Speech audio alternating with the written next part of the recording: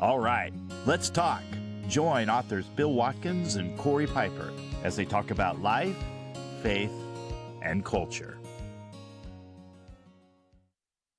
And so you, Bill, hey, howdy, I have been starting and writing a book about humanity and what makes us human. And you've been working on that for a while. What was the name of the book again? About Us. About Us. Okay. At least that's my working title. Working title on it. Yeah. So maybe and then with what we talked about last week with Tierre and her choice, and it's just embedded into that topic, is that the unborn baby is a person worthy of being protected, a human being that has value. But the world doesn't really look at the unborn baby that way at all. So it's embedded into the topic of Tierre's choice to continue the pregnancy is the idea that the unborn baby is a human being, a person worthy of protection and value as much as her life. And the world doesn't understand that. I don't think they really wrap their head around it. And in fact, it seems like they really go out of their way to prove that it isn't a person, that it isn't worthy of being protected, that it's perfectly fine and it's not really should bother your conscience at all that an abortion happens, because that unborn baby is not a person or a human in any of the legal sense that we mean it or in the biological sense that we mean it. So I would like us to maybe go through that a little bit with unfolding that, because it's such an important topic. Yes, it is. Well, let's start with the biological part of it. Okay. It's been settled in scientific circles. It's been settled that at least since the mid 1980s and probably a little bit before, that the fertilized egg in the mother has everything, absolutely everything that a human being needs in order to develop into a birthed child. And so there's nothing added except for whatever nutrients the mother has to provide to the child through her body, because the child is dependent upon the mother through the entire process of development within the womb. So biologically, there's nothing added. So we can remove science from the discussion. Science has already settled that issue. The fertilized egg goes through a development process, just like seed in the ground will grow a plant or will grow a tree. The seed has everything that whatever it's going to fully develop into, it already has everything needed in order for that plant to grow, except for maybe water or sunshine that are independent of the seed. It's the same way with a human being. So now what we do is we've entered into the realm of philosophy and theology, and personhood is one of those things that has been muddled. Okay, so before we move into that, let me make sure we established, it's scientific accepted that unborn baby from the time of conception is a human being. Yes. Yeah. It is a human being. It's not a giraffe. It's right. It's not a monkey. It's not anything else. It's a human being. And that's why when it comes out of the womb, it looks like a human baby, because it is. Okay. So, yeah. So its nature, maybe that's the way I should put it. Its nature as a human being is settled. A nice way to think about it is what the product of the conception will look like. Now we're just talking about appearance. What it will look like is it'll look human, because it is human. So that part is settled. It's a human being from the moment of conception forward. What people often quibble about, or what they can still quibble about, is personhood. Okay. And that's where you were talking about, it's a metaphysical, a philosophical now discussion. Biologically, settled. Metaphysically, maybe we have some things to talk about. Yeah. And even theologically, I mean, if you go back into the history of the church and you look at When did like the church fathers, or even in the Middle Ages, like Aquinas, Thomas Aquinas, what did they hold about the viability of the child in the womb? And they typically would point to movement within the womb. But but their science didn't go down to the genetic level like ours does. So, and I really think that they would have changed what they thought if they had known that. So when Christians say, well, let's look back in history for this, my response is no, their theology was good, but their science wasn't as good as what we have today. And our science has helped settle some issues that if they had known about, I think given the rest of their theology, they would have embraced. But I think that's one of the reasons to believe that the Word of God is inspired, because it says some things that it's like, yeah, from just their ability and their science at the time to say it in that way doesn't match up with what their science says. There's something bigger going on, Yes. that you're fearfully and wonderfully made. How could they know that? Yes. And that's perfectly portrayed in our modern understanding of DNA and genetics and looking into the cell and all those things that are going on, and the weaving together of that human in their development stages of being small to getting larger and growing all the development along the way. How did God's word, how did that person, that prophet, write it so perfectly matching what we know now? It Yes. aligns perfectly, Yes. and it transcends science in a way. Well, and you raised a good point.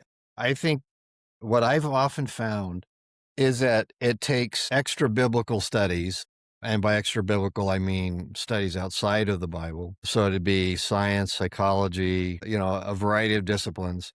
It takes those disciplines a while to catch up to what Scripture already revealed. Yeah. Yeah. And I think this is another one of those things, is that Scripture never made a distinction between conception and viability in the womb. It doesn't do that. It just talks about how the child within the mother is being shaped, is being developed, and like being fearfully and wonderfully made. It's just not going back to Genesis 1, the creation of Adam and Eve. That's also talking about the development of the human being in the womb. And so the Scripture was ahead of the game. It took some scientists more time to catch up, but they Yeah. finally did. And I'm Yeah. grateful, and I can point to it and use it. Yeah. So when you're making the point, and when we make these claims about life beginning at conception, we can't look to ancient history and ancient scientists as an authority on this. No. We recognize the development and what they've revealed now is much more sophisticated than what they had. What I would do is I would look, yes, absolutely. At least for me, I would look back to past theologians and Bible exegetes, including present ones. And but if I'm talking about tradition, I'd look to the past to see what their theology of the human being was. And the theology doesn't always go to the development, the pre-birth development of a human being, but it always talks about the human being as an image bearer of God. It confirms that we are not just physical, but we are also spiritual beings. It confirms that we are body and soul, or as some Christians also believe, body, soul, and spirit. But soul and spirit are still immaterial. The body is material. So we're both of those things at the same time. And also affirms that as persons, we think, we make choices, we feel, and that under God, we have certain responsibilities, as well as certain things that God is doing in order to bring us back from rebellion to being under Him, not only in obedience, but it's an obedience that's for our sake. God doesn't need anything. This is what the Bible makes very clear. God needs nothing from us. He's perfectly sufficient in Himself. So everything that He wants for us is for our sake, not for His sake. And The Bible makes that very clear too. So I think there's a lot that we can glean from the past about human beings. But as far as the science of the conception, what happens in the conception, how the different elements are combined in the mother in order to have a fertilized egg, and what the fertilized egg shows us as far as DNA is concerned, which is the basic primary constituent, it's the blueprint for the development of life, of all life, what that shows us about human beings. And what it shows us is that there's nothing in the DNA that's added to the fertilized egg from the moment of conception forward. There's nothing. The DNA is all there. Nothing is added to it. It's just a matter No of new information. the matter of it unfolding the information it has to develop arms and legs and eyes and ears and heart and lungs and everything else. Yeah. So that's firmly established. And now, and this is what I found as I was doing research on this. There was a guy on YouTube, and it's been about 6 years, 7 years on YouTube, and it's gotten a lot of hits. And when I typed into YouTube just the phrase pro-choice, just to see what would come up, there was this guy who'd done a TEDx talk, and I forget his name. I'll post it. I'll add it in when I edit. And he talks about how human does not equal person. He actually puts human and then the equal sign with a slash through it, person. So person does not equal human. And that he went through his explanation. He did his TED talk, 20 minutes, and people applauded it. Like they were like, wow, that is like the smartest thing I've ever heard. Oh, that was so good. And it's utter nonsense. And that's what I would like you to kind of help me understand a little bit more about this. Let's transform from being biological humans and what makes us persons, because legally there is a difference. Like a person in a legal sense can actually be a corporation or an entity made by a human, a trust or something like that. So legally, a person can be defined as an entity that has legal authority and ability, but lawyers mess everything up. You know, when you go into the legal field, they seem to be able to make a justification for anything. And what it seems like this human is not person argument is doing is saying, see, the fetus isn't a person. It's a human, but it's not a person. And so they're building the groundwork for that. And so I would like us to unpack why we shouldn't make that distinction. There is a little bit of a definitional difference, but it's not as dramatic as what they're making it sound like. And so let's get into the metaphysical part of what makes us human, what makes us a person. Sure. Yeah. And just to be crystal clear, this idea of personhood is not a legal question. Laws are they're supposed to be based upon realities, but the law can't determine what the reality is that it's passing the law for, not in these kinds of issues. I mean, we all know what theft is, right? You can have laws against theft, but that's because there's a reality called theft that then law, passes laws to regulate, control, punish, and so on. So it's not a legal question. It's also not a psychological question. You can't have a psychology without persons.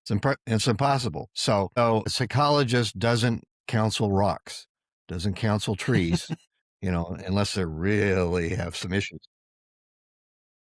Come on, they counsel dogs. They're psychologists for dogs. I mean, we can have nature priests, but we don't have persons in the trees and the rocks unless you're an animist. So anyway, it is a philosophical and a theological question. And on those grounds, let's take some of the things that are used to define person, and then I'll go back to what I think a person really is.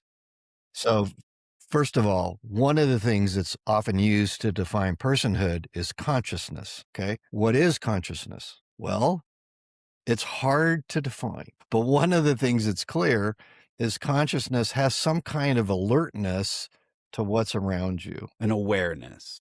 An awareness. Yeah. Now, number one, my dog is aware of things, so my dog is conscious. right? So that would distinguish it from a human. Okay, Or sure. Well, this is it.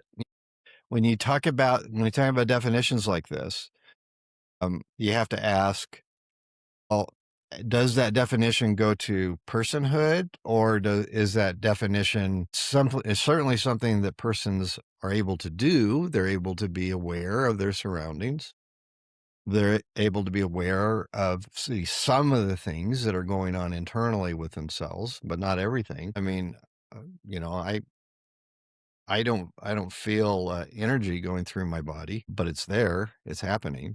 So there's some things I'm not aware of, even within my own body. But let's take consciousness as some kind of awareness of what's going on around you and or within you. All right. in life in general, though, too. Yeah. Because we don't know. We can't. It's interesting. There have been no interviews of preborns and to find out what they know and what they don't know. And part of it, of course, they can't articulate it. And if they did articulate in some way that they understood, we wouldn't understand it. Yeah. Or we videotape them, though, or their cameras of them reacting to external Sure. stimuli. Sure. That's an interview in a sense. It's like, Sure. well, you But react to this. But that's often interpreted more in a behavioralist way and not in a way that would necessarily indicate personhood or consciousness is what will be claimed. But we can talk about people outside of the womb. Okay. So awareness, let's just take that as a basic idea of consciousness. When you are sleeping and not dreaming, are you conscious? I mean, if I wake up and I'm aware that I dreamed, I said but not. while I was asleep, I would say, no, I'm not aware of the passage of time or anything. Then, according to this definition, you're not a person during those moments. Gotcha. Okay. See the problem? Because if consciousness defines a person when I'm unconscious or, in a coma. Sure. And we do know, we do know from at least mapping brain activity that even a comatose person, unless they're brain dead, a comatose person there's activity in the brain. Okay. Would you classify that as awareness then, that activity? Some do and some don't. Okay. Yeah. So, but anyway, what that would show is it's an inadequate definition for a person because, no one is going to seriously argue that if you're asleep and you're not dreaming and you're still breathing, that you're not a person. Come on. Who's going to make that case? Well, that would mean, in fact, that would mean if you're not a person, then you could be killed during your non-dream states and it would not be murder. Well, okay. Let me illustrate this too. This guy that did that YouTube video I was talking about, he tried to make a definition of a person as somebody that has some kind of a future sense. And what was disturbing about that, I know I've never heard this definition from anybody else. People are applauding it at the end, like, wow, it's brilliant. But I've had to deal with my parents. My dad particularly had dementia, not Alzheimer's, but you see movies even about Alzheimer's and that they have no sense of time. They're not aware of their surroundings in the moment. And that definition might have it could be a sub point that is good, but it shouldn't be the main point because brain activity, sense of awareness, sense of anticipation of the future, if that's what it takes to be a person, then you'd have to say, well, when you have Alzheimer's, then you're no longer a person. Sure. Yeah, that would be one so of the that's conclusions. ridiculous. Yep. What are the ways to find out if you're going down the right track with a philosophical or theological idea or even a political idea is to ask yourself, if that were true, what would be the implications of that? What would be the fallout of that, both positive and good? And if it's starting to lead in directions that you would say, well, that's not good, then there's probably something wrong with the idea, or at least the way you formulated the idea. So it provides a good check. And that's what I'm doing with consciousness. If consciousness is the primary understanding, if someone has to be conscious in order to be a person, if that's the primary definition of a person, well, it leads to conclusions that I don't think anyone would want to support, at least any rational person would want to support. So I find it problematic. I find it to be an inadequate understanding of personhood. Are persons, do they have that function of consciousness? Yes, but developed persons have that consciousness. In fact, consciousness seems to grow through childhood development. Like if you watch a baby, and sometimes babies seem, at least to us, seem surprised they have toes, and they'll play with their toes, and they don't, Discover. and sometimes they don't even know that they're theirs. Those toes are theirs until they bite themselves or something like that. Self-awareness. And that's part of them. That's part of them becoming more and more aware of the world around them, and whether it's squishy or hard or wet or dry or whatever. But what that tells me is consciousness is a function that is developed as a human being grows. So it's not sufficient as a definition for personhood, but it can be an indication of personhood. Do you see the difference? Yes. Yeah. And so, but now we need to make a different distinction between, well, what's human consciousness versus animal consciousness, because animals develop and learn the same way. They experience pain. My dog reasons, therefore I won't do that again. So that's a reasoning or stimulation, like the Pavlov's dogs that respond to the bell. They can be trained. That's a consciousness, a training, a learning ability wrapped up in this awareness and understanding of implications, even of if I do this, then I won't do that. So there is a form of reason even within consciousness that we can extend to animals. But I have seen, it was in Longmont, people standing on a street corner during Thanksgiving saying it's no different to eat a turkey than to eat a human. And they're offended at killing a turkey is the same as killing a human being. They're very offended. They were sad. So they have lived apparently within the definition of just consciousness and awareness, even on an animal equal with human consciousness. And that's where they've leveled out. That's the definition for them. And it leads to this implication we go, well, that's ridiculous. That can't be true there. That can't be the only thing that defines life or a person is consciousness. It can't be. Right. So I would say consciousness is an inadequate definition of personhood. Another one that's been proposed is the ability to feel pain. Okay, well, so it's okay, in other words, to abort the fetus at particular stages of development because the fetus can't feel pain, is the conclusion that they draw. Well, that's problematic too. For example, lepers. How do lepers lose their limbs? They lose them because the nerve endings have died. They don't feel pain, so they can stick their hand in a fire and they won't feel their flesh burn. This is one of the problems. So since that's true, so then are lepers not persons because there are parts of their body where they don't feel pain? Well, someone could say, well, it has to be the whole body. Well, how do you, so Can I, if you talk to somebody who is a burn victim, and yeah, I mean, if they have really severe burns and you touch them in any part of their body, they may flinch. Is that the only time they're a person? Because at other times, they might have had numbness in an area, and because they didn't feel pain in that area, then they're not a person. I mean, it gets absurd. let me interject here to illustrate. There's just been this great movie. You should really watch it. It's really a fun movie. Novocaine. That's it. Yeah, I saw the trailer for that. Yeah, totally watch it. It's all about this guy that can't feel any pain. And when you were talking about the idea of pain, what about people that can't feel pain? Well, yeah, this guy's a person, but he can't feel pain. I've seen other people define person as, here's one, as the ability to live independently of the mother. Well, that's a really hard thing because I've read stories of 20 and 21 and 22-year-olds who are still living at home dependent on their parents. Are they not persons? 30, 40 years old. Yes. So are they not persons? Mm-hmm.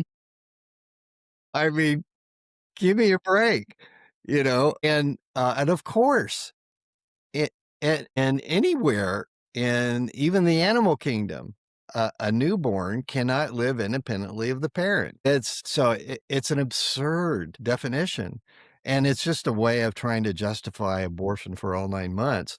And it can be used to justify infanticide after, kill the baby afterwards until the baby can be really independent of the parent. In what ways? You know, and they often define the ability to feed itself. Okay. So I had 5 kids, and if feed themselves just means being able to hold a bottle in their mouth, that goes up to at least maybe 6, 7, 8, 9 months. Yeah. And so you could still take them out because they're not persons. But they Or couldn't fill the bottle. They couldn't clean the bottle. They that's what I was going to have to get be to. handed the bottle. That's right. Come If you on, learn prepared all to. the food for them. I have to take care of you. Yeah. So that's a really inadequate definition of personhood. Yeah. Let's see. Oh yeah, and another one I heard was brain activity. Well, it takes a little while for the brain to develop in such a way that there can be activity in it. You can't have activity in a brain until a brain develops to a certain point. And biologically, well, okay, so let's think about that. If you have someone laying on a table in a hospital bed and they show no signs of brain activity, at least that you can tell through your instruments, does that mean that person is no longer, or does that mean that human being is no longer a person, and so you can do anything you want? That person is as defenseless as the child in the womb is defenseless. Now, one of the things I find interesting is there are lots of doctors and research facilities that would love to have organs while they're still working. So would that permit, if you've got someone laying on the table, there's no brain activity, would that permit you going in and removing heart, lung, liver, whatever you want for research? Because then that person is just a container of organs. That's how you're treating it. So is it in fact no longer a person, but even no longer human? It's just the container of organs you want to excise? I mean, we've got to really think carefully about these definitions. Plus, that definition about brain activity, if you can go to the development of the fertilized egg as it continues to develop all the functionality of a human being, if you're just going to function, then you're defining a human being also according to function, not just a personhood, but its nature. That if you have human beings who don't function in particular ways, then it's not only that they're not persons, but they're not human. So functionality, consciousness, ability to feed oneself, these are all attributes of a person, but they're not individually capable of defining what a person is, right? We haven't. What I'm trying to do is I'm trying to eliminate definitions of personhood that are inadequate. They don't go to the essence of what a person is. Okay. Persons can perform those functions generally, but maybe not always. But function. We shouldn't use function as a definition for a metaphysical reality. Personhood Persons are metaphysical beings, just as, and what do I mean by that? God is a metaphysical being. God is, in Christian theology, God is three persons existing in the same divine nature. The medieval word they used to use is persons are substances that inhere in the divine essence. So they all share, if you think of the Trinity like a triangle, and the Father is here, Son is here, Holy Spirit is here, okay? They all exist in the same divine nature, but the Father is not the Son is not the Spirit is not the Father, the Spirit is not the Son, and so on. They're three distinct persons in the same nature. So now think about a human being. What is a human being? Now we're talking about the nature of a human being, what it is. And then when you're talking about personhood, you're talking about who. You're talking about a who, not a what. So let me sound a little bit like Dr. Seuss here for a minute. A who is not a what, and a what is not a who. And you can have whats without who's, but you can't have any who's without whats. Yeah. He was a pretty profound philosopher, really. He did have some good insights. And it doesn't matter how small you are, you're That's still a who. That's right. And that's one of the strange arguments, too, about being okay with abortion and trying to say, well, it's just a fetus. It doesn't have consciousness, awareness, does have some awareness of external things, but might be able to feel pain. But it doesn't have a fully developed brain. But the other one they have is so small. Look, it doesn't even look like a human. That Right. doesn't mean it isn't a human being. That's right. I can show you a walnut, Yeah. and it doesn't look like a walnut tree. But you plant it, it But becomes you it. plant it and you'll get one. Yeah. So yeah, those kinds of arguments are, I've been doing this long enough to hear arguments like that, and I just think they're silly and inadequate. And the fact that people embrace them shows how impoverished our education system is. Just 'cause more it's- evidence how impoverished our typical education system is. Because it's a pretty obvious thing. It's like that doesn't match the definition necessary to distance itself from being a person. And it's pretty apparent. It's pretty clear. Right. And yet they still are convinced that it makes the case. And they even applaud it as making the case. Now, so I'm going to define personhood in just a minute, but before I do it, I want to point out that the fertilized egg has everything it will receive except from the mother in terms of nutrients. It has everything that it needs in order to develop into a human being who is still going to develop in its capacities, its function, or in its functionalities, not necessarily in its capacities, but in its functions, is going to continue to grow. And even as adults, we can still learn more. We can still choose differently. We can feel differently about different things. We continue to go through changes.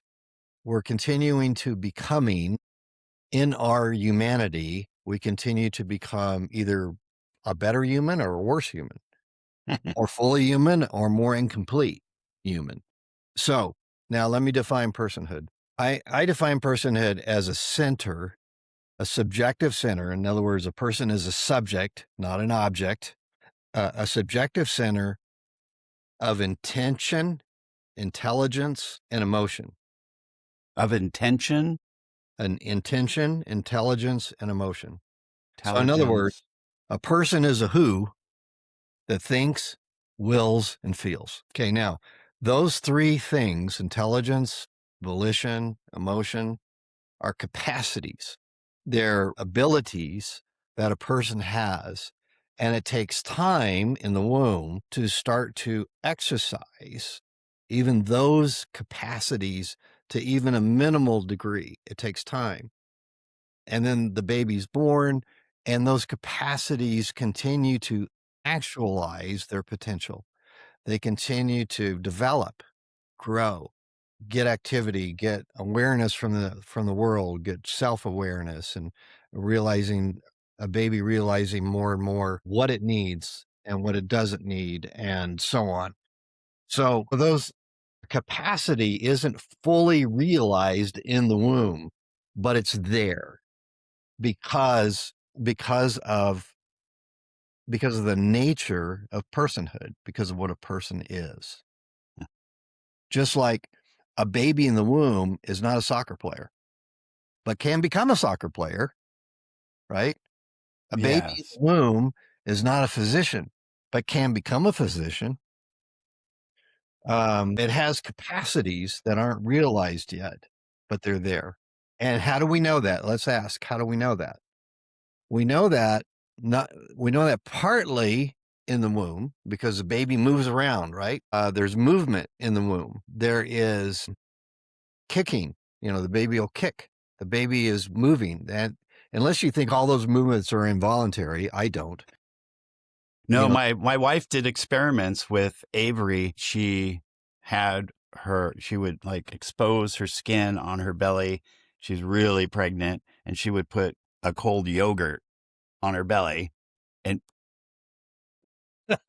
baby would target that spot. Huh? Yeah. Yeah.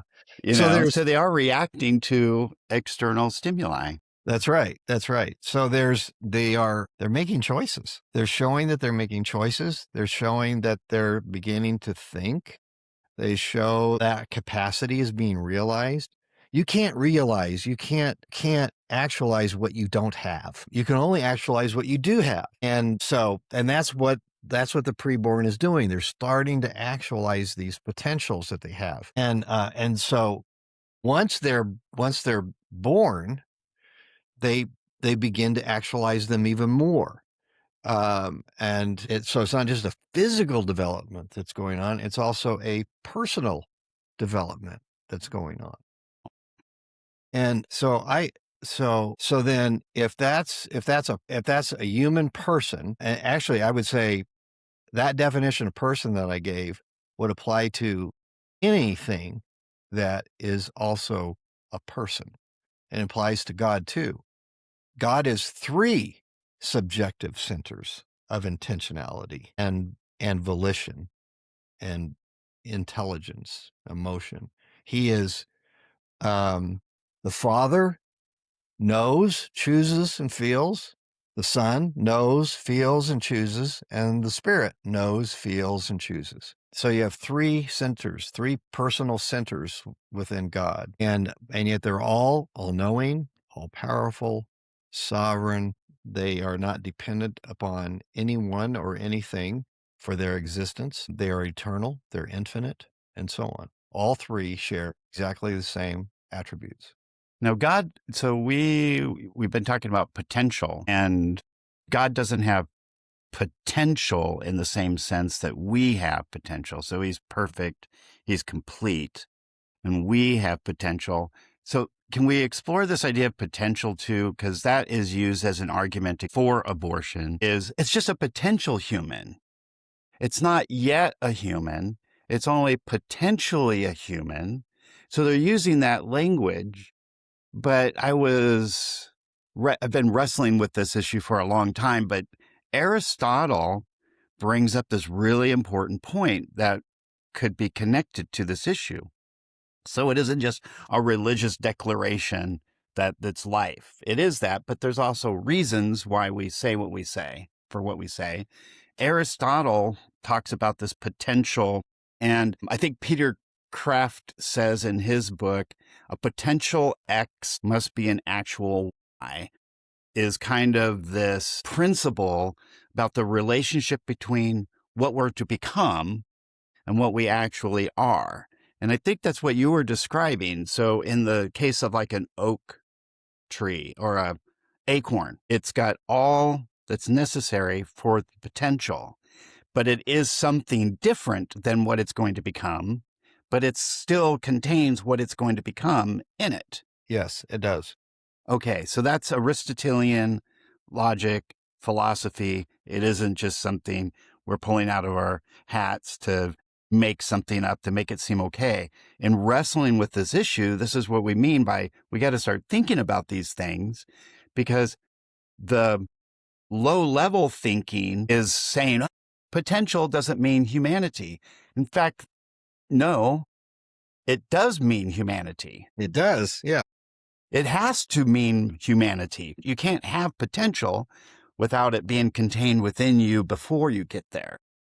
Yeah. It can't exist in isolation. Potential exists in what is actually there. Okay. What do I want to say? Nothingness has no potential at all. It has nothing to offer. So there has to be something there that has potential. What science, this is why I started with science. What science has told us is that the fertilized egg has all the biological potential it's ever going to get. Yeah. At the moment of conception. At the that moment of spark conception. of life, that zinc spark, conception happens, the DNA There combines. It is. Yeah, there it is. So, and if this individual who is doing this TED talk, if he was just talking about you can have a human being but not a person, I would argue, no. If you have a human being, you also have a human person. They go together. They start at the moment of conception. Now I would readily grant that personhood is a philosophical and theological, or even I could just argue from philosophy. It's a philosophical idea. Okay. But here's the problem that he has. If it doesn't start at conception, when does it start and how? Because biologically, it has everything it's supposed to have. So he's got to identify person in a non-biological way and then explain when it occurs. Does it happen at any time during the development of the human being? Or does it happen only outside of the womb? And then you run into the problem. Let's suppose, I've heard abortionists even say this. Well, it's human or potentially human all the way up until it's born. So now we're defining personhood in terms of a location. Before it's born, it's not a person. After it's born, it is a person. Really? Just location matters? So if I move from one city to another city, is my location changing my personhood? Well, I've Really? heard it framed in this way too by Christians, the breath of life. They say, well, at the point of birth, before they're born, they're not breathing the breath of life. And when God created Adam and Eve, he breathed into them life. So when do we have the breath of life? It's after we're born and that baby takes their first breath. That breath of life is what then animates us into that personhood. But before that, we don't have that. So they're defining personhood in terms of oxygen. I see an older person walking with a tube in his mouth or up his nose and an oxygen tank. Is he only a person as long as he's breathing through those tubes? Come on. Well, I don't think his family would accept that. yeah. So what is the distinction? So there is that biological breath of life. It's like they're reducing the beautiful concept that we're made in the image of God, the breath of God. We're created in his image for merely a biological function of being able to breathe. Yeah, I think that's where they're making their mistake. It could be that they're defining the image of God that way. And if they were, that would be really sad. I take the image of God to be more than biology. I don't define a human being the way Aristotle defined a human being. He defined a human being as a rational animal. Well, I don't think we're animals at all. I think we're rational when we function the way we should. But there's some people who don't function rationally very well. But there are I take the image of God to be much more robust than simple things like that. Okay. So like this guy who did the video that we've been talking about, he talks about capacity X. So what do you put as that ultimate capacity X that defines us as human? He says, this is a quote, I took time to type it out. The capacity to think deep thoughts about the future, or do you have a future orientation? That's what he calls himself a bioethicist. And it scares me to death that if this guy wins his argument and that becomes the influence on how we define a person, is his capacity X definition. He thought this was the premier distinction of personhood. Yeah, I the think he's a little dark. capacity to think deep thoughts about the future. Yeah. Again, notice what he's doing. He's giving you a functional definition for a human person, which I reject. I don't think it's function. It's not just that they have this, and by function, what he means, what it sounds like he means from what you're telling me, is he means that they're actually functioning this way. In other words, this individual is functioning this way, and that's what defines him as a person. Okay. Yeah, when they achieve that ability to think about the future and they demonstrate that capacity, now they're a person. So if I were in the audience, I would raise my hand and ask this question. At what age or what stage of development does that happen in your estimation? He would probably answer depends on the individual when they demonstrate That's that not good enough. capacity. I would say, well, of course it depends on the individual. But give me generally speaking, when do you think that occurred? Yeah. He doesn't answer that. No, he can't. I'd have to answer watch that. it again. Because if he answers it, it will completely depend upon the mental acuity of whatever human being you're talking about. So if you have a human being who functions on the level, if you have a human being who is 2 months old, how are you going to find out what it's thinking about the future? Yeah. The next feeding. Are those I'm deep crying. Are those deep thoughts? Yeah, deep thoughts, right. And how are you going to find that? Mm-hmm. You know, he's in a definitional nightmare. Yeah. And what he's going to do is he's going to try and equivocate as much as he can so the full implications of his view are not revealed. Because what the full implications of such a view would reveal is that you could kill children who don't have a particular mental capacity according to this bioethicist understanding, and it wouldn't be murder. Well, isn't that the whole case? In fact, it might even be merciful. Yeah. The whole case of Down syndrome in other countries and even in America, that's why it's going to be challenging. They may not have the mental capacity of other people. Sure. So we need to abort them before they've got that first breath, before they come out, whether in still the womb. We should be able to get rid of them because it might even be a really good thing. One of the saddest videos that I watched, I typed in the term, shows the bias of YouTube, is I typed in the term pro-life. And what they gave me as the top hit was a woman who had been pro-life, but had converted to pro-choice. Sure. And she did. She presented her case very rationally, very compassionately. She walked through what her reasons are. And what it all came down to for her, let's see if I can find exactly what she said, is she became pro-choice because none of those impossible to answer questions like, when is a person, mattered to her anymore. She just said, that's an impossible question to define, when a person becomes a person. It's been debated endlessly forever. Then I began to realize, because I had grown up worrying about that, I realized it didn't matter to me anymore. And she says, came down to one thing for me.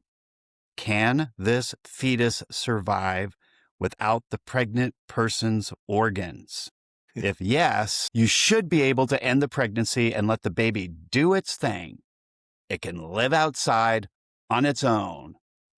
Okay, can it go shopping and everything? No. Can it be disconnected from the wires in the hospital? No. So that she's definitionally contradicting herself right there. She's saying something absurd. So if yes, you should be able to let the baby do its thing. It can live outside on its own. And if no, and although that fetus has the potential for life, It requires the use of another person's body, and that is never okay without that person's consent. Period, she said. That's the final thing. That baby shouldn't be there because it is unwanted, and it doesn't matter whether it's a person or not. That's an impossible thing to define. It's just, let's reduce it down to, I, as a woman who am pregnant, get to choose if I want to endure a pregnancy because it is your body, she says, and your choice, and there's no need for a list of exceptions to be written into law. Abortion's not okay unless X, Y, and Z is met. She mocks that idea of trying to define when a person exists or not. So this whole discussion we have, she pushes it all aside and said, it doesn't matter. It's all about the reality that, hey, that baby's born. How are we going to take care of it? Hey, that baby, there's millions of babies that are born. How are we going to take care of them? Yeah, a lot of them are adopted, but some of them are not adopted. What are we going to do for them? It would be better, she applied, exactly what you said, that they don't come into being and they don't have a life, because it would be so miserable for them if they came into existence and were born. So she reduces it all down to this practicality of how we're going to take care of them. That's why she's pro-choice. So her solution is they're not worthy. It doesn't matter if they're a person or not. It's too hard for us to take care of them. There's too many of them. It's too much of a strain on society. It's a purely economic decision. We need to allow women to abort babies because it would just be too many to take care of if we said no to everybody.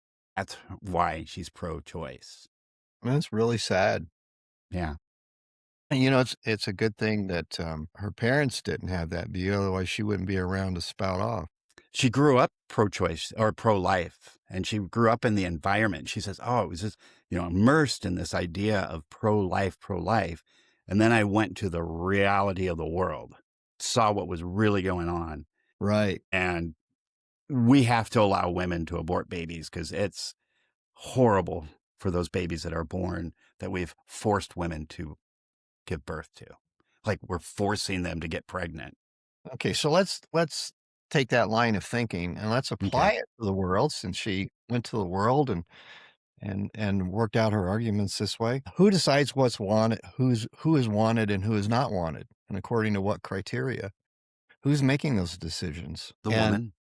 Well, not necessarily. What I discovered when I was writing my book, The New Absolutes, and I was doing more research on this whole issue of abortion and euthanasia and infanticide, what I discovered is that the majority of abortions are not the woman's choice. They're being pressured into making that decision by a father or boyfriend or a mother. They're being pressured. And so there are many of those women who regret having an abortion, and they wish that they had been able to stand up to the pressure they receive. The other thing that they get is if you it's a shame I even have to say this, but if you're white and you're poor, it's harder to get welfare than if you're black and so there are many black families that grow up without fathers. The children grow up without fathers being present because it's actually become a money train. The mother can get more income into her family if the father is absent. And many fathers are willing to do that. They don't have a problem having sex with a woman and taking off and letting the state pick up the tab. So many of those decisions about how you take care of the born and so-called unwanted boils down to government policies. It used to be, before abortion had been legalized, it used to be that if a woman had a child that she either could not take care of or did not want to take care of, that the child was put up for adoption. And there were a lot of adopted kids. I'm one. I was So adopted. is my sister. Yeah.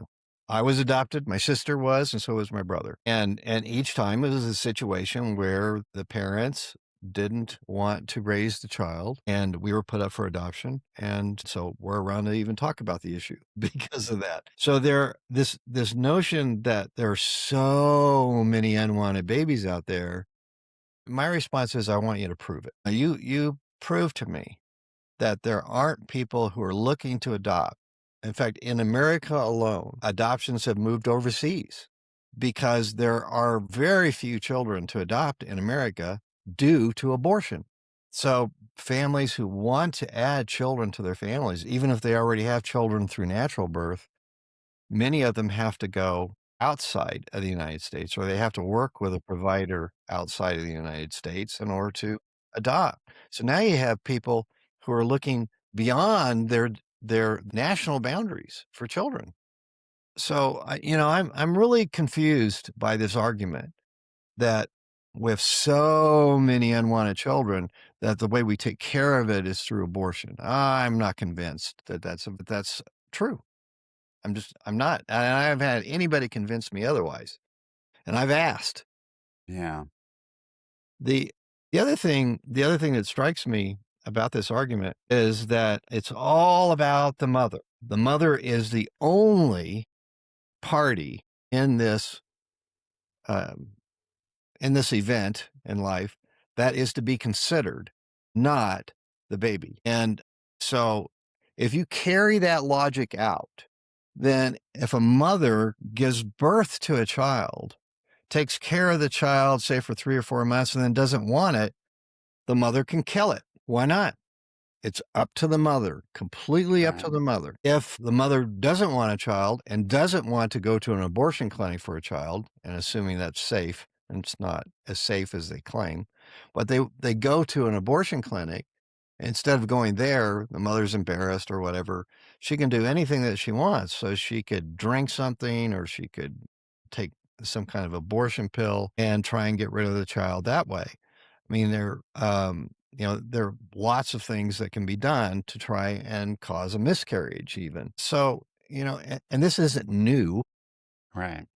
Mothers throughout history, or pregnant women throughout history, have tried to do things like this. It's not brand new. Abortion was a big thing in ancient Rome. It was possible, it was available, and it was talked about against by even some philosophers that objected to it. So it's not a new discussion here, the modern era. In fact, one of the things that Christians got known for in the Roman world was when they came across a baby who had been abandoned, somewhere in nature, they would pick up the baby, bring the baby home, take care of the baby, and then give the baby, if they couldn't take care of the baby for a long term, give the baby to other Christian parents who did want to take care of the baby, had the capacity to do that. Capacity again. Had the capacity to do that. And Yeah. so Somebody and wanted that baby. And that became a point of embarrassment and shame to Romans who would criticize Christianity. They'd say, in this part, and what Christians are doing here, we need to learn some lessons. And So Rome had developed a system for abandoning babies where there was a pillar. I document this in my book, and they had pillars where or a pillar where people could bring their unwanted children, either a brand new baby born or a toddler. And if somebody picked up that baby, great, they could have it for free. Whatever. You want to raise it for a slave in Roman society, whatever you wanted to do with that child, you could. It was unwanted. And so they actually had an organized place, a designated place where you could abandon your child if you didn't want them. And this might have been a child of a slave that had been the master had slept with. And that wasn't a objectionable thing to the Romans. Right. It wasn't like, ooh, that was evil, what they were doing. It was just normal. Romans would sleep with prostitutes, temple prostitutes. It was a religious act to sleep with a woman. And so what are you going to do with those babies? You're not going to have those being raised by the priesthood. You cast them out, or you find somebody to buy them. So it became a slave trade thing. And it's the what the issue this woman completely ignores is the morality issue, too, of transformed hearts that are going to engage in behaviors that aren't going to lead to pregnancy. That's another component of this. And I'm not saying this judgmentally, like, okay, there's, my sister's parents. They weren't married. She was 20, though. And she just said, I just don't want to take care of this baby. I'm not ready to put her up for adoption. That's a mature response to the behavior. What we see now is this, well, you can't tell me not to engage in this behavior. I'm just want to demand an abortion. Right. I need to have that as one of the possible ways. And they call it healthcare and they call it birth control. Abortion is birth control. So whenever they say birth control, they also are including in that category abortion. When they say women needs health care, they're including in that category abortion. Yes. And that's what's changed in our society, is this indifference to what they've produced. It's not really a human being. It's not really a person. What's the big deal? That's how we've changed in a society in the last 50 years. Well, there's this because of the government safety net through welfare, there is this belief among many that you can live your life however you want. You can have sex with however many people you want, how often you want. And if you get the consequence called a baby, you can take care of that through either an abortion clinic or now you get this pill. It's becoming a bigger deal, easier to get in states that might prohibit abortion or limit abortion. And it's creating some health risks for some women too. It's not as safe as it has been advertised. But one of the things that's interesting to me in the research that I did on this, on abortion, is one, a lot of mothers, a lot of abort regret their decisions and were pressured into the decision to abort. Another thing that hit me was, the greatest proponent of abortion in the United States is Planned Parenthood. Well, the founder of Planned Parenthood is Margaret Sanger. Well, I always like going to primary sources, not just looking at secondary sources. So I photocopied a bunch of articles that Margaret Sanger had written, interviews that she had given, going all the way back to 1915. I have them in my files. And the thing that's fascinating to me is for a long time, she was against abortion, and she distinguished abortion and birth control. And she said abortion should never be used for birth control. And she encouraged the use of various contraceptive methods to not get pregnant. And she even called abortion murder. Did she really? Yes, Wow. she did. This is an early version of her. Yes. It was only later, like around maybe the late 1920s, early 1930s, that she started to wrap abortion into birth control. She still didn't advise it, but she started to defend it. And there are various reasons that have been given for that. I think some of it was just her own lifestyle. She was not a moral woman. But anyway, so even she made the distinction between the two early on. And the other thing was, I think one of the reasons that she did this is because she was a eugenicist. She did believe that what she called the feeble-minded, the infirm, the retarded, she used all kinds of language to describe it, and including certain races, because she was committed to Darwinian race theory, that there was even certain races that shouldn't be around or should be eliminated or at least reduced in number. And she used to give population control, poverty issues in these groups, the amount of money that was being spent, the same argument that this woman is giving who's pro-choice now. That's parallels, because she was the woman I saw on YouTube was pro-life, abortion's murder, converted to we need to do it, we have to allow it. Sounds like the same kind of growth that parallels Margaret Sanger. Interesting. Yeah. So she She made this case, and she intentionally placed Planned Parenthood centers, abortion centers, in minority neighborhoods, particularly Black, Why would she do that? because she saw the Black race, as she referred to it. I'm using her words. I'm not using mine. I wouldn't Yeah. ever say things Yeah. like this or argue for things like this. But she considered the Black race to be inferior. And to this day, you plot where the Planned Parenthood centers are, and the majority of them are in poor neighborhoods. The majority of them are in minority neighborhoods.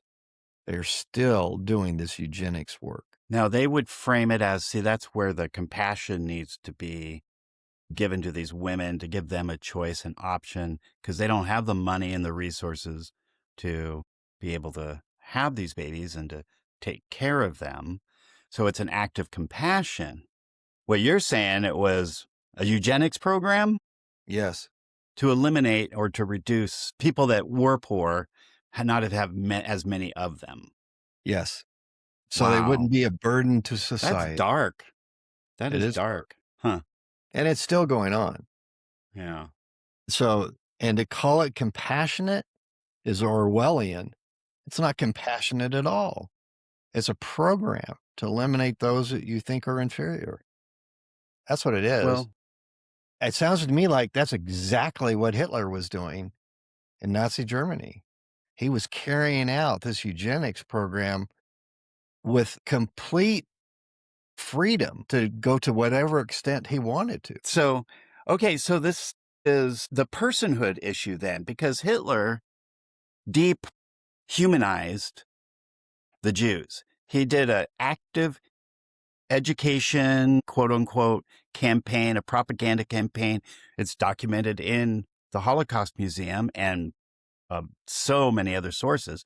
He worked the German people into a belief that they aren't human. They are less than human. They're less evolved. They're not substantial enough. And they're really annoying. And he did all his other stuff. They keep taking over everything and they're infiltrating everything. And they're, Karl Marx and all this stuff that he was spouting out Yes. to dehumanize them so that the German people would turn a blind eye to the internment camps. Now, he didn't have death camps in Germany. He had work camps. He would ship them out on trains to Poland and other countries where they would have the death camps. So it wasn't immediate. But I remember when I was taking German in high school and my teacher said he had talked to people that had lived next to some of these concentration camps, and questions have always come later, like, how could you have not noticed that? Why didn't you do anything about it? And he said, they don't address it at all. They look at you and they walk away. They do not address it at all. There was severe intimidation that was going on, and they don't ever want to think about it. They don't want to talk about it or anything. I see the same dehumanization efforts, propaganda, and that's one reason I think we need to talk about this, is because the way they're defining, these guys are saying human does not equal person. What they're doing is this legal trick to try to convince people that what they're aborting is not a human or a person by any definitional sense. In any court of law, it's not going to be defined as murder, anything that's a crime even. It's not a person. So therefore, there's nothing wrong with it because we've defined it differently. We've dehumanized the unborn baby, and we've depersonalized it. So could we look at that a little bit? What do you think is the difference between dehumanization and depersonalization? There's a little distinction between a human and a person. My general impression, just to start this out, is the biological features of a human. We have the characteristics of humanity, of being a human being biologically, with all the variety that entails: color of skin, hair color, size, height, everything like that. We're human when we're born. But person, it's more like my personality or my beliefs, my culture, what I prefer, what I like to wear, what kind of movies I like, what kind of books I like to read. All those kind of things are my personhood. That makes me a unique individual. So when I depersonalize somebody, I'm taking away their individuality. When I dehumanizing them, I can do whatever I want to them. If you depersonalize somebody, that's just rude and you can make them feel bad. When you dehumanize them, now they are fodder for the machete or whatever. If they're like the cockroaches, that happen a lot, they're just cockroaches. And so you could go in and kill them. You convince a group of people that they aren't human and they don't deserve the protections of being human. Therefore, you can just slaughter them. To me, that's the effort in regards to the abortionist who wants everybody to be okay with what they're doing by going, not a human. What does it matter? Corey, the distinction that you gave just now on dehumanization and depersonalization, that's the best description of that I've heard from anybody. It really is. It's the most clear, I think the most accurate. I love it. The only thing I would add to it is this. What I found, and this is what I struggled with when I was kind of working through what the Trinity is and the incarnation. And so I was working on theological, doctrines, is the difference between person and personality. Okay. What we've done is we've psychologized person. We've merged the two, and they're not the same. Personality is one person's outgoing, another person is an introvert. One person loves sports, another person doesn't. One person brushes their hair in a particular way, and another person doesn't. And some people are more moody than others. So now you're getting to personality, personal quirks, personal preferences, that kind of stuff. But those things would all be impossible if it weren't for a person actually doing those things. Yeah. A person is foundational to personality. They're not the same. My ability to make all these other choices go back to my capacity as a person to choose, my capacity as a person to think and to feel.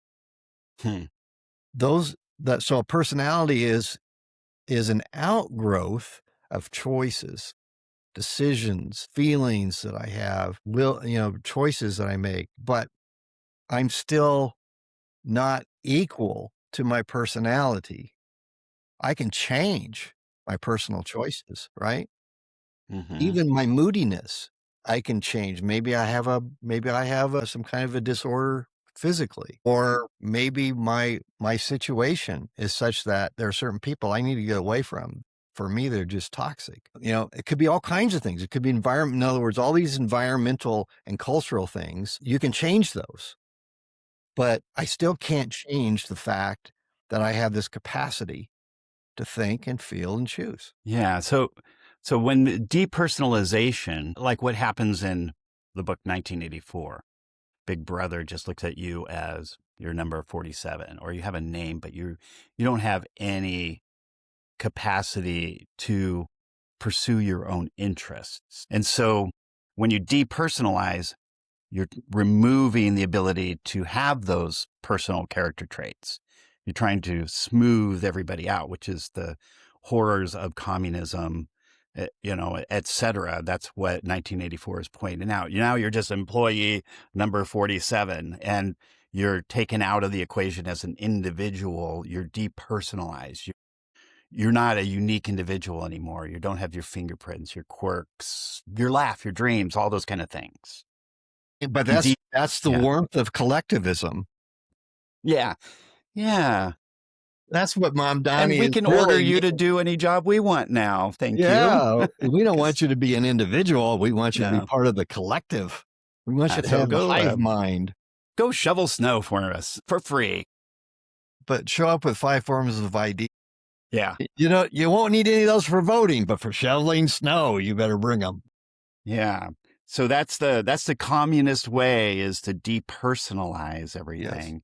and to make us all an ununique unity. But then that dehumanization is what I think is happening with abortion. That's the other level. That's your dirt, your meat, your glut. You have no value. So even though, yeah, you might say, well, an abortionist might say they're not just dirt. Well, they've said they're just a clump of cells and you don't have any value. There's no dignity that we should present to you. This is what's so horrifying too, is when I was really looking at the Roe v. Wade issue and studying it and wondering about it and what's the deal with the Roe v. Wade, it was always like the legal parameters of that. What it was really all about was if you as a woman believe that that baby has no value to you, then you can abort it. If you do believe it has value, well, then continue the pregnancy. But you shouldn't take away the choice of the woman to do what? To devalue that unborn baby so that she can just say, well, there's other things overriding the value of that baby that should take precedence over me giving birth to that baby. So no value, no dignity, and no big deal because I don't believe it has any value. I don't believe that's a human being. It's just a clump of cells. That's been the method and the model and the information. And so when they say we need to get educated about abortion, we need to educate women about abortion. No, they're not educating women about abortion and pregnancy. They're not telling women the full story. Right. They're not respecting choice. I don't believe the pro-choice movement is pro-choice at all in any way, shape, or form, because they don't present all the choices equally. They may say, sure, you can have the baby and sure, you can adopt, but wouldn't it be easier? No big deal. It's just like having cramps. Just have an abortion. That's how it's presented and modeled and, marketed. It's no big deal. It's just nothing. It has no value. It has no dignity. You shouldn't feel bad about it. They are promoting it with that exact characterization that I gave. And we need to call it out. Yes. Yeah. You did a great job of describing it. Pro-choice movement is pro-death and it's pro-dehumanization. That's what it really is. And they've called it pro-choice. Again, it's Orwellian. You give really nice sounding terms to really wicked things.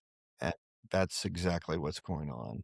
Another way I want to suggest, another way we're also being dehumanized is through transgenderism and this idea that there are more than two genders, more than male and female. And let me tell you why I think this is true. This is one of the places where cultural Marxism is fine with individualism because of what it effects. It effects the denial that we have a immutable human nature. And by immutable, I mean it will never change into something else. We are permanently human beings. And what they don't want that. They want they preach a malleable, flexible, a plastic kind of humanity. You can change it into anything you want. You can even be a giraffe or a zebra, or you can be some kind of a furry. That's dehumanization too. And it's built upon this ancient philosophy called nominalism. And nominalism is the belief that there are no true natures in existence. Nothing has a nature. It just is a thing. It's a thing that can take on a variety of attributes and it can change into another thing, which is what Darwinism built upon, was this nominalistic philosophy. Nominalism is also part of the reason that we have people who argue for relativism. Nominalism and relativism go together really nicely. Okay, I could see that. Yeah, because truth has no nature. It has no essence. Truth is just an abstract concept, and all we have are these concrete things. And it's what we think it is. That's all that matters. Yeah, and we should just it's just We just have X, Y, and Z. X has no essence. Y has no essence. Z has no essence. Whatever you want to plug in for those. It's just, they're just there. We just So, define it. yeah. So now you can use them any way you want. You can have whatever value you attach to them, whatever you want. But all of that goes to dehumanizing and desacralizing the universe. Desacralizing, making it less sacred or not sacred? Not sacred. In what way? How do you mean that? Taking all of that away. Well, because if something is, because this goes back to the Western heritage, which is a Judeo-Christian heritage. It goes back to dismantling that so it doesn't have any impact on culture. It's part of a wider, it's part of this is all part of a wider movement to remove religious conviction, because in Judaism and Christianity, things have essences. There is such thing as human nature that all human beings share in and possess. That's what makes us human. There's such as hoarseness that all horses have and Okay. Yeah. possess. There's such a thing So as, me porting on a horse head doesn't make me a horse? no, it actually doesn't make you a Okay. horse. Just like if you put on a dress doesn't make you a woman. It's this kind of absurd thinking comes out of this ancient philosophy called nominalism. There's a lot that's going on culturally that is feeding into this dehumanization and depersonalization of human beings, where we're personalizing some things to the extreme. That would be transgenderism and this idea that you can be, any gender you want. There's 147 or something like that, so-called genders that have been identified. So you That could many? you could be any of those things. It's really like a child's playground. You can just choose any identity you want, and we're supposed to accept it, which is absurd. But that's the idea. We're supposed to accept it. So that kind of individualism is great. That's fine. Why? Why is that fine? Not because it fits reality, but because it goes to helping to further establish a philosophical and a political and a moral agenda. I Okay. really think this is what's going on. And I am not a conspiracy theorist. I don't think there's a cabal of people who are just working to make all this work out. I think this is a growing acceptance of certain ideas and objectives that people at various parts of the globe are accepting and are attempting to enforce. And so what you're saying is, so it started with this idea that there is no absolute truth. There's just whatever we make it out to be. There's no objectivism. There's just us as individuals, and we define reality. And that sounds really attractive on some levels, and it makes sense of some things, and reject authority that tells us to do evil things. And so now we define what's true, and we can work it out for ourselves. But then a component of that's grown into now you get to define what you believe. You get to define who you are. Right. And what it is you believe. And you can define it according to your emotions or your sexuality, what you're turned on by or what you're turned off by. That's your identity. You make who you are. There isn't some objective God declaring how you should behave. And there's the key. This kind of individuality within this cultural Marxist construction is just fine as long as you remain obedient to the state and you believe there's no authority over the state. That's how it's starting to work out.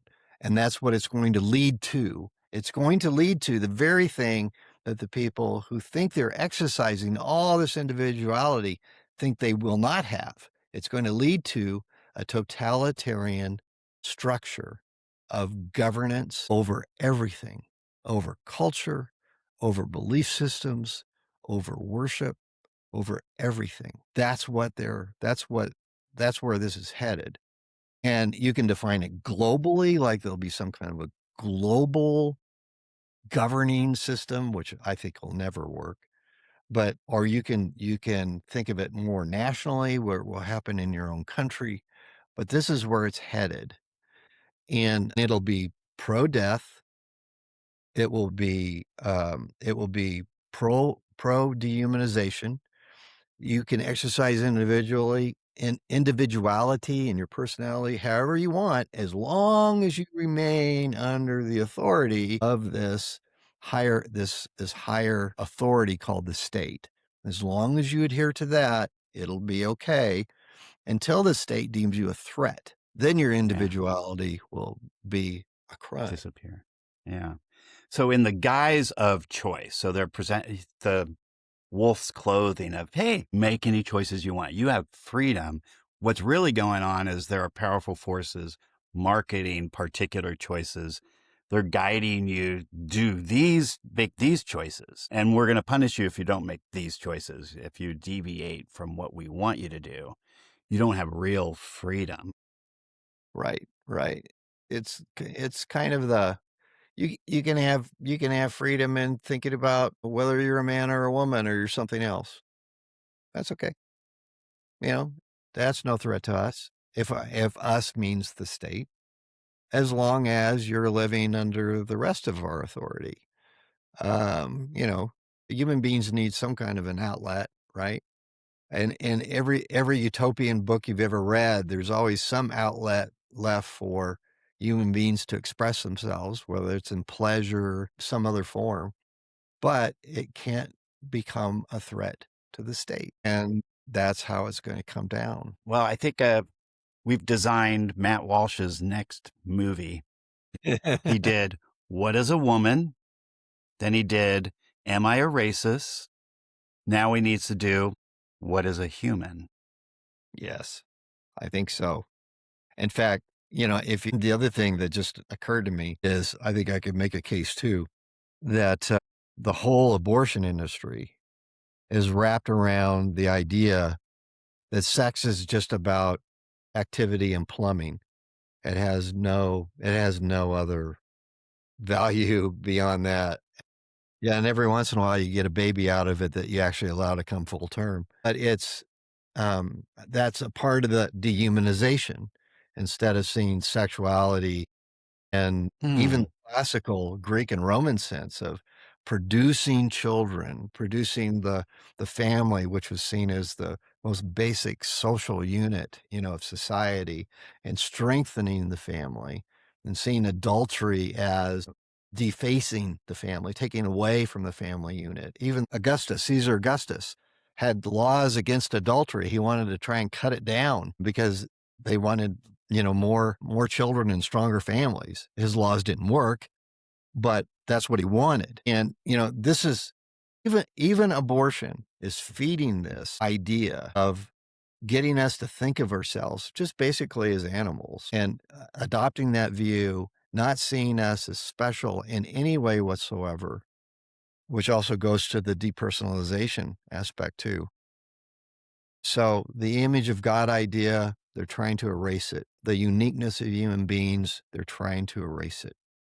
It's all this attempt to break down this Judeo-Christian heritage that saw human beings as special in creation and as related to a being who is higher than any of our human institutions.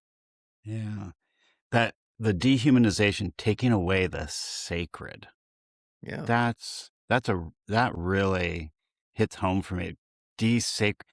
That's all the effort of the dehumanization, because we're made in the image of God. And so male and female, he made us in the image of God, male and female, he made them. So we are the image of God, male and female.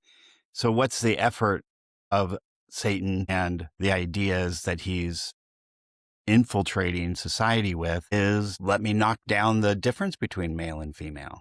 Let me pretend like it really isn't a difference. Let's convince people that there are no distinctions between male and female except what you think.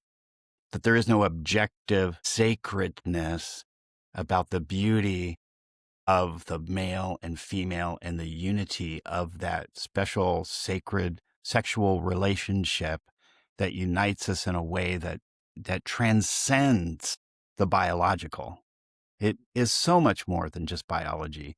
There is a spiritual component to that marriage, and we've made it less sacred. We've made it common. We've made it like a sneeze. It's like no big deal. And then the same thing with abortion, with that beautiful life. What a miracle of the life it is. There's that zinc spark that happens at conception. When that sperm breaks through the shell, spark happens, and electricity. We're running on electricity. When does that happen? It's that spark of life begins us, that unites us, and then those chromosomes come together, and that's us in our very unique beginning that then develops into who we are right now. And here's another beautiful thought that I love about Christianity, being born again. That first birth is very awesome, the biological birth. But then there's that spiritual birth. And it isn't just a transformation. It is a metamorphosis. And in a way, we don't fully experience the humanity that he's built into us, the image of God, until we are born again. It's like we have to be transformed. I think about Paul as he's riding on the Damascus road. He's murderous. He's hateful, all in the name of God. You know, like, hey, I'm going to punish these Christians for violating the laws of God and making God to seem what he isn't. And, oh, this Christ, he's not God. What are they saying? I'm going to go and crush them for what they're doing. And he encounters Jesus. And what does Jesus say? Why are you persecuting me? And in the midst of this, as he processes it, and then the scales fall off of his eyes, there is a transformation. But isn't it? He's always been that, his potential. See, we talked about potential earlier, the potential for us to have human life, biological life, but he had contained within him and in the plan of God and the mind of God, the potential to be the Apostle Paul. Yes. He had to go through that second birth, that transformation, that development. And he wasn't perfect right when he was born again.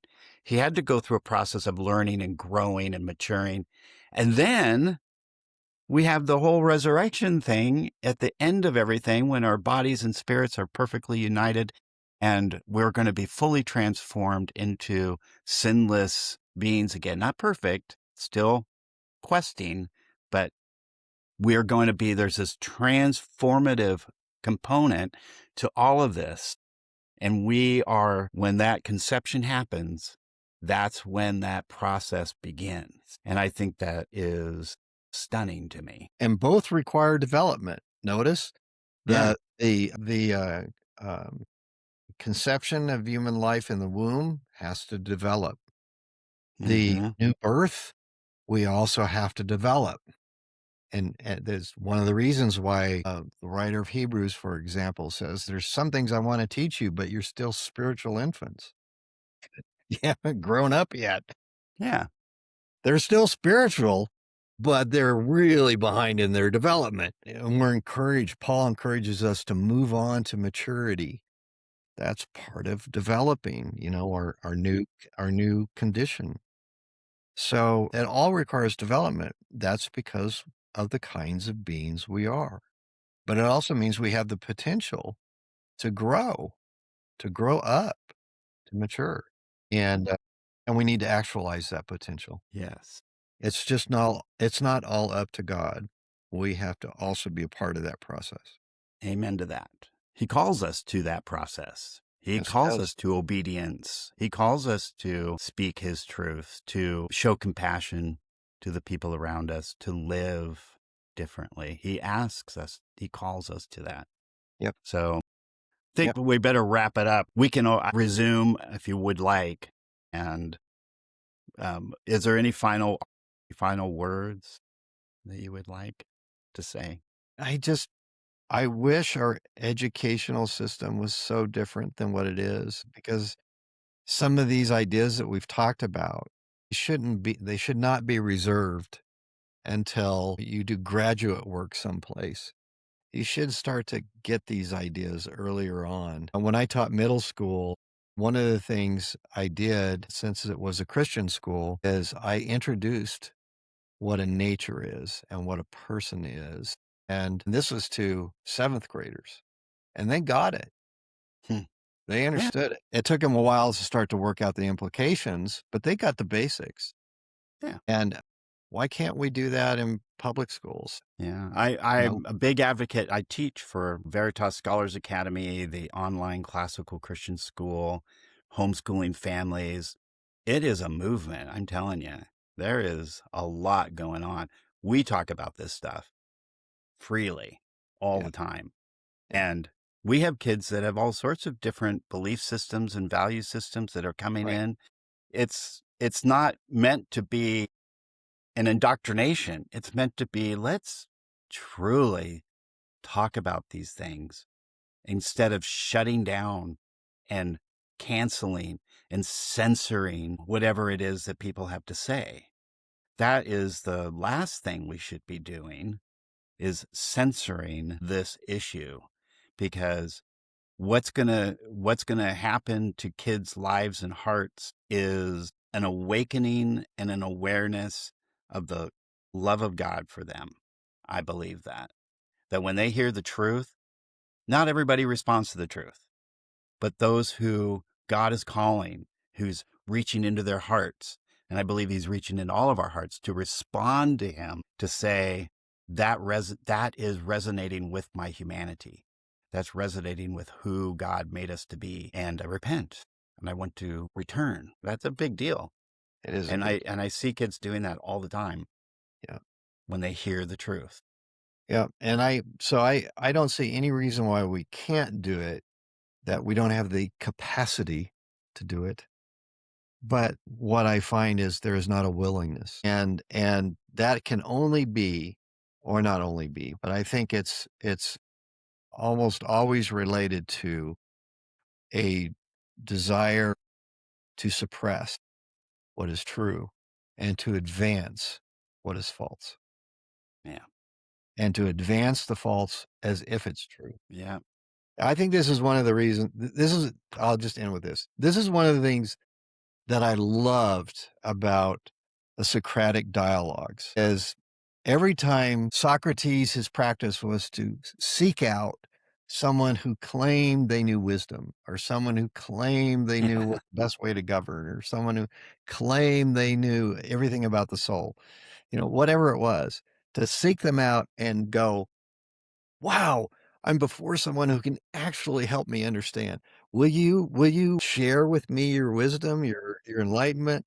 And then as he got into it, he slowly demonstrated that the person who was supposed to be the expert really didn't know what he was talking about. Yeah. But they And killed him for it, so we got to be careful. what a great service, Yeah. And I use that technique sometimes in teaching.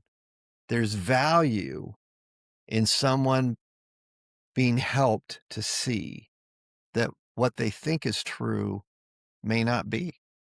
Yeah. Well, I do want to plug this, the Unaborted Socrates of Peter Kraft, if people really want to, if they've endured through this and watched this far, maybe they would be willing to pick this book up. He's still alive and writing. I think he published something in 2026.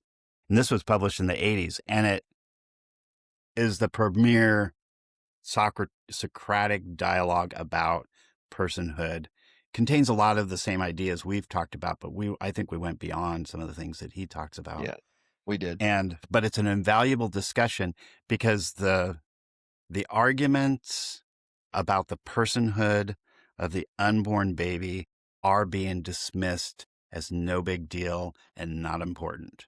Yeah. But it's foundational.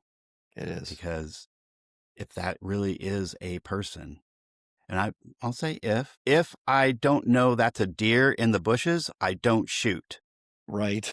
The if matters. It really matters. It does. So to do a hard yes would be like, okay, let's change society. We got to make sure we're protecting them. If it's just like a hard no, well then do whatever you want and I should stop caring about it. It's no big deal. But most people leave it as an if, and that makes it, we have to live as if it is a yes. And that's the big deal, because if we really are killing people, killing persons by the millions, that matters, don't you think? In a big way. Yeah. And it will eventually dehumanize us, the people who are authorizing it, allowing it, carrying out those procedures. It will dehumanize them too.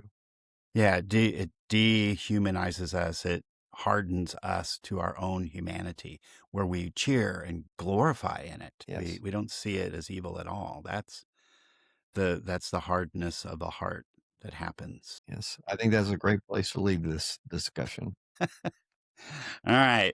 Well, God bless, brother. All right. Well, that's all for this episode of Let's Talk. Bill Watkins and I, Corey Piper, thank you for joining us. We started our conversations together over 20 years ago in the hallway of a school, and we've never stopped talking. We're happy that you're going to be joining us. No sermons, just honest discussions. If this sparks something in you, hit that follow button so you never miss an episode. Also, share this with a friend who's wrestling with the same questions. We're all in this together. And please drop a 5-star review if we're helping you think more deeply. It fuels the algorithm and spreads the dialogue. Until next time, keep reasoning, keep growing. See you soon.